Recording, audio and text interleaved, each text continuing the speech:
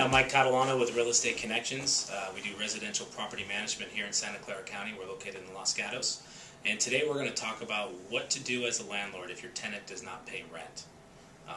The first thing you want to do if your tenant is late on the rent is give them a call. You know, people overlook it. I mean, they shouldn't, but occasionally they overlook it. People go out of town and they don't get the rent in. There are numerous excuses that are made, but if something like that happens, you know, some people are like, oh my gosh, I'm sorry, I'll come and pay it. So call them, be cordial about it. Don't come off like a debt collector.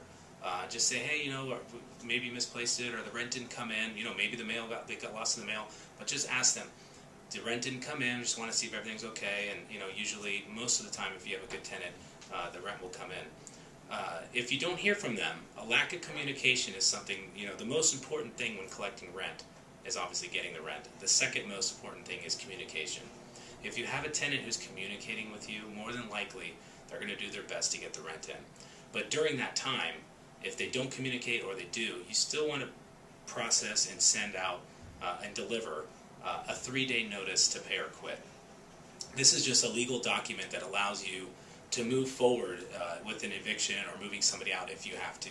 So it's just a legal document to get the wheels in motion if the tenant is not going to pay. And of course, finally, you know, the last resort that anybody really wants to go through is eviction. And if it gets to that point, you know, that's the last resort.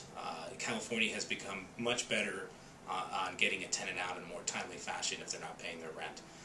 So if it gets to that point, that's the last resort. You hire an eviction attorney and you can have them go. Of course, a property management company can also help with those things and help get tenants that aren't paying out in a legal manner, usually with an eviction attorney. So if you need to know more about this or have any questions, my name is Mike Catalano. I'm with Real Estate Connections, residential property management company here in Los Gatos, and I'd be happy to help you. Thank you.